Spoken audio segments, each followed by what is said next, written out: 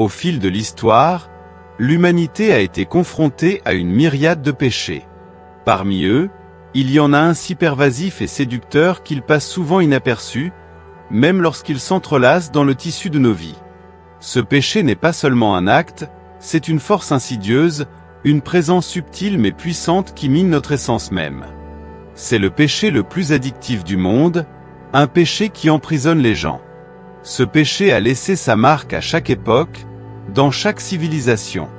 Il s'est infiltré dans la vie des puissants et des humbles, laissant une traînée de dévastation partout où il passe. Il a détruit des vies, brisé des relations et déchiré des familles. Il a été la force invisible derrière l'effondrement des mariages et la destruction des nations. Des nations se sont élevées et sont tombées sous son influence, et l'histoire témoigne de son pouvoir destructeur. Ce qui rend ce péché si addictif, c'est sa nature trompeuse.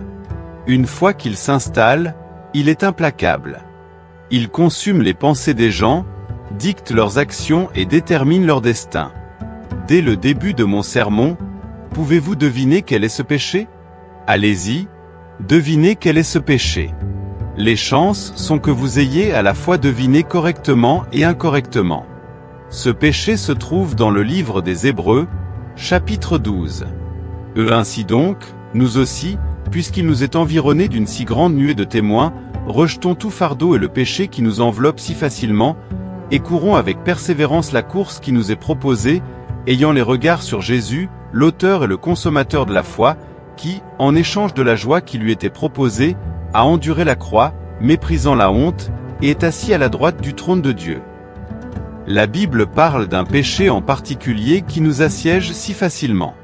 C'est le péché le plus addictif. Ce péché peut être différent pour chaque personne, mais c'est quelque chose qui tente constamment un individu et l'éloigne de Dieu.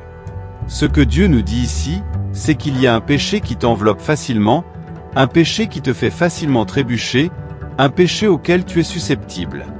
Quel est ce péché?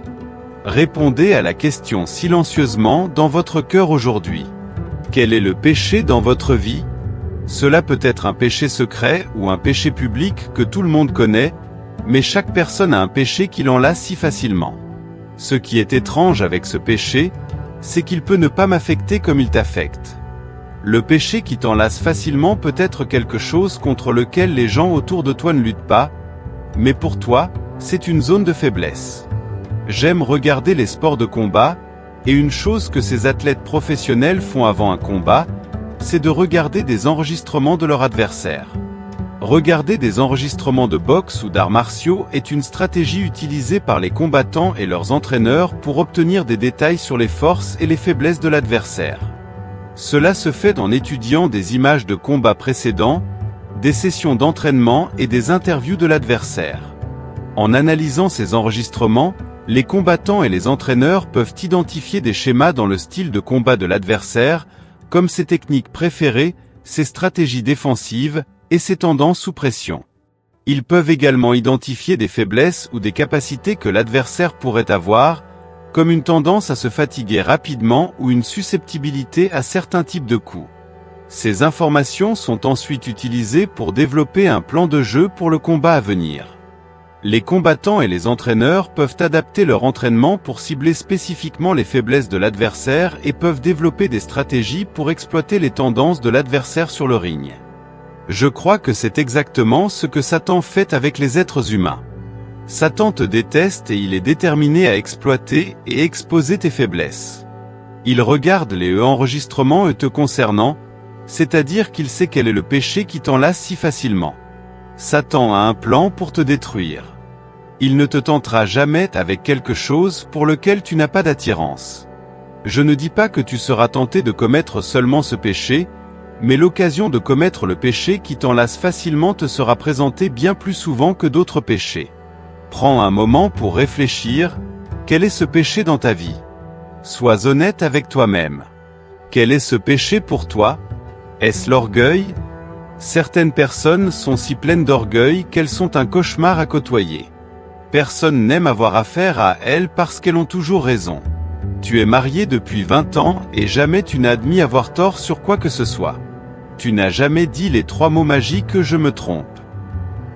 Rien n'est pire que d'être marié à une personne orgueilleuse, parce qu'une personne orgueilleuse ne peut jamais admettre ses erreurs. Elle s'enfonce encore plus dans ses convictions. Dieu te dit aujourd'hui de laisser tomber ton orgueil, va sauver ton mariage aujourd'hui et demande pardon à ton conjoint. Tu devras rendre des comptes le jour du jugement pour l'orgueil auquel tu t'accroches si fermement. Les mariages s'effondrent, et l'une des raisons en est l'orgueil des gens. Dieu te dit aujourd'hui de mettre de côté ton orgueil. Cependant, en même temps, il y a des gens qui n'ont pas ce problème d'orgueil, ils marchent dans l'humilité. Mais c'est parce que l'orgueil n'est pas le péché qui les enserre facilement. Pour toi, c'est peut-être le jeu. Les addictions aux jeux de hasard sont sérieuses. Je remercie Dieu de n'avoir jamais eu de problème avec le jeu, mais j'ai connu des gens qui en ont souffert, et j'ai vu comment le jeu peut dominer une vie, comment elle peut s'emparer de l'esprit de quelqu'un jusqu'à le pousser à agir de manière irrationnelle. Le jeu peut amener une personne à voler à sa propre mère pour pouvoir jouer davantage. J'ai connu un homme qui a dû aller avec sa femme dans les salles de jeu autour de chez lui pour leur demander de ne pas le laisser entrer s'il se présentait. Ce n'est pas seulement un combat personnel, cela affecte les familles, les amis et des communautés entières. L'attrait de s'enrichir rapidement, l'excitation de prendre des risques, peut aveugler une personne quant à la valeur de ce qu'elle a déjà. La ruine financière est un résultat commun, mais le coût émotionnel et relationnel est encore plus dévastateur.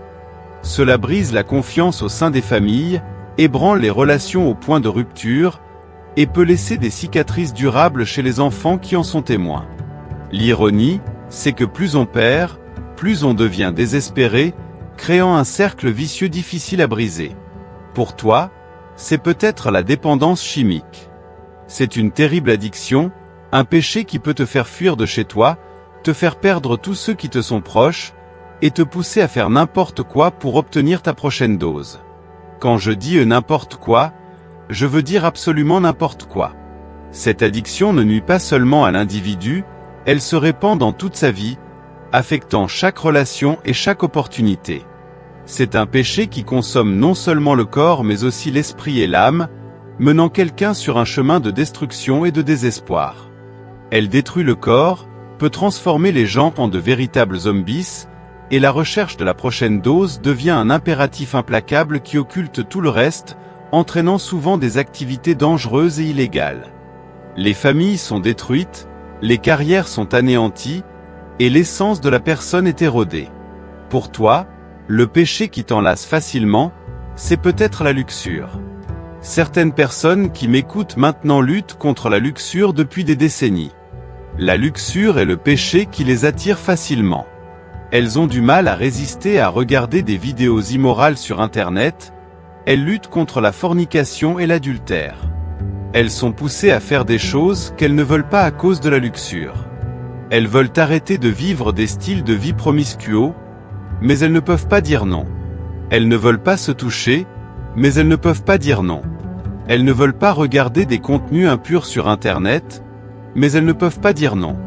Elles ne veulent pas commettre de fornication, mais elles ne peuvent pas dire non.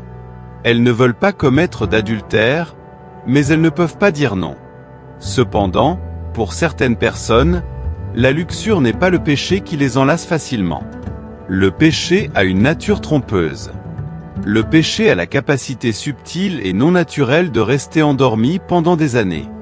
Le péché peut faire croire à une personne qu'elle a surmonté un péché particulier, et en effet, des années peuvent passer, voire des décennies, mais ce péché n'a pas disparu. Il attend que les circonstances soient justes pour revenir. Le péché est patient. C'est là la nature trompeuse du péché. Il peut te bercer dans un faux sentiment de sécurité, te faire croire que tu n'as pas besoin d'être si diligent pour te protéger contre ce péché en particulier. Au fil du temps, tu commences à baisser ta garde et à penser que tu as surmonté ce péché. Des années peuvent passer, des décennies même, mais lorsque les circonstances s'alignent, la luxure qui était endormie pendant des années peut frapper de nouveau de plein fouet. C'est la nature trompeuse de la luxure. Elle peut se cacher de toi et te faire croire que tu n'as pas besoin de te protéger contre elle, mais elle peut te prendre ta famille, te faire regretter tes décisions, détruire ta santé, voler ta richesse et te priver de ta paix intérieure. La luxure et la colère peuvent dicter vos décisions, et j'ai été témoin de leur pouvoir destructeur pendant des décennies dans le ministère. Une luxure incontrôlée peut entraîner une personne dans des endroits où elle n'aurait jamais voulu aller, et elle peut se demander comment elle a fini si bas. La luxure peut aussi amener les gens à faire des promesses qu'ils ne peuvent pas tenir, à dépenser tout leur argent, les laissant en larmes, divorcés et ruinés financièrement. Pour vous, est-ce que ce péché serait la colère? Êtes-vous quelqu'un qui lutte contre la colère, toujours sur le point d'exploser pour la moindre chose? Votre famille entière et les personnes qui vous entourent savent qu'elles doivent marcher sur des œufs avec vous parce qu'elles savent que vous êtes littéralement une bombe à retardement prête à exploser. Cependant, il y a aussi des personnes qui ne luttent pas contre la colère et qui sont rarement en colère. Elles n'ont pas de tempérament ni de propension à la fureur. Pour certaines personnes, c'est la paresse. Certaines personnes luttent contre la paresse, tout ce qu'elles veulent, c'est dormir toute la journée. À moins que vous n'ayez une condition médicale, 8 heures de sommeil par nuit devraient suffire. Ces personnes planifient leur journée autour du sommeil parce qu'elles sont paresseuses, dormant 14 heures par jour. La paresse ne se manifeste pas seulement dans le sommeil, mais aussi dans le fait de ne pas faire ce qu'il faut faire. Si vous avez une tâche ou un travail à accomplir et que vous le négligez simplement parce que cela demande trop d'efforts, c'est de la paresse. Cependant, il y a aussi des personnes qui ne luttent pas contre la paresse, des personnes travailleuses, diligentes, qui donnent toujours 100% de leur énergie. Pour elles, se lever du lit et être productif n'est pas une lutte, car la paresse n'est pas le péché qui les enserre facilement. Pour d'autres, c'est la cupidité, l'envie ou encore l'avarice. Le péché le plus addictif du monde est différent pour différentes personnes. Certaines personnes luttent contre la fornication, d'autres contre l'adultère, d'autres encore contre le mensonge à chaque occasion. J'ai entendu parler d'une femme qui a été surprise à voler la Bible d'un autre membre de l'Église. Pour vous, le vol peut être quelque chose que vous n'avez jamais combattu, mais pour cette femme, c'était sa faiblesse. Certaines personnes luttent contre des péchés qui ne vous affectent pas, alors ne soyez pas trop prompt à juger les autres. À mesure que nous réfléchissons aux divers péchés qui nous enserrent si facilement, qu'il s'agisse de l'orgueil, du jeu, de la dépendance chimique, de la luxure, de la colère, de la paresse ou de nombreux autres, nos cœurs peuvent se fatiguer sous le poids de ces luttes. Mais, chers frères et sœurs, nous ne sommes pas laissés à affronter ces batailles seuls.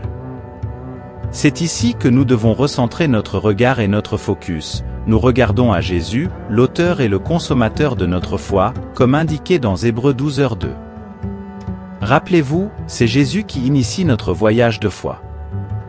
Il est la pierre angulaire, la fondation sur laquelle notre foi est bâtie. Sa vie, ses enseignements, son sacrifice à la croix, et sa résurrection sont les fondements de notre croyance. Il est l'exemple ultime de la vie sans le joug du péché. Jésus ne fait pas que commencer notre voyage de foi, il promet de le mener à bien. Il est le consommateur de notre foi, et c'est en lui que notre foi trouve son accomplissement et sa conclusion. Cette vérité fondamentale est essentielle, surtout lorsque nous luttons contre des péchés récurrents. Au milieu de nos luttes contre le péché, nous devons rediriger notre attention vers Jésus.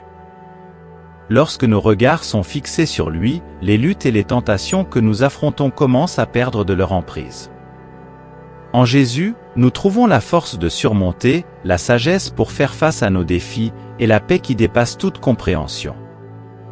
Cultivez votre amour pour le Christ, laissez-le être votre premier amour et non le péché. Détestez le péché et aimez Jésus-Christ. Combattez le péché et aimez le Christ. Ne laissez pas le péché devenir une partie acceptée de votre vie, car le diable est un menteur. Ce péché n'est pas une partie permanente de votre vie. Détestez-le, luttez contre lui. Aimez Jésus comme votre Sauveur, avec tout votre cœur et tout ce que vous avez. L'amour du Christ vous éloignera du péché. Regardez à Jésus, l'auteur et le consommateur de notre foi, et concentrez-vous sur Jésus-Christ et sa parole. L'amour du Christ vous aidera à vivre une vie sainte et vous donnera la force de surmonter toute addiction. Peu importe le péché avec lequel vous luttez aujourd'hui, sachez que Jésus-Christ a libéré des gens de situations pires que la vôtre. N'écoutez pas Satan et ses mensonges. Vous n'êtes pas sans espoir. Vous n'êtes pas destiné à l'enfer. Vous n'êtes pas une cause perdue. Concentrez-vous sur le Christ. Regardez au Christ. Au milieu des batailles contre les divers péchés qui nous accablent, nous trouvons l'espoir en regardant à Jésus, notre ancre de foi et de rédemption. Puissions-nous toujours nous rappeler du pouvoir transformateur de l'amour du Christ, qui nous permet de vivre une vie libérée du pouvoir du péché. Que notre voyage soit marqué par la recherche constante de Jésus, l'auteur et le consommateur de notre foi, trouvant en lui la force de surmonter toute adversité et d'atteindre la plénitude de la vie en communion avec le Père. Si aujourd'hui, vous souhaitez vous réconcilier avec notre Sauveur Jésus-Christ parce que vous vous êtes éloigné de son chemin ou si vous voulez commencer un nouveau voyage vers le salut éternel, commentez ci-dessous que j'accepte, Seigneur Jésus, comme mon seul et suffisant Seigneur et Sauveur de ma vie. À bientôt.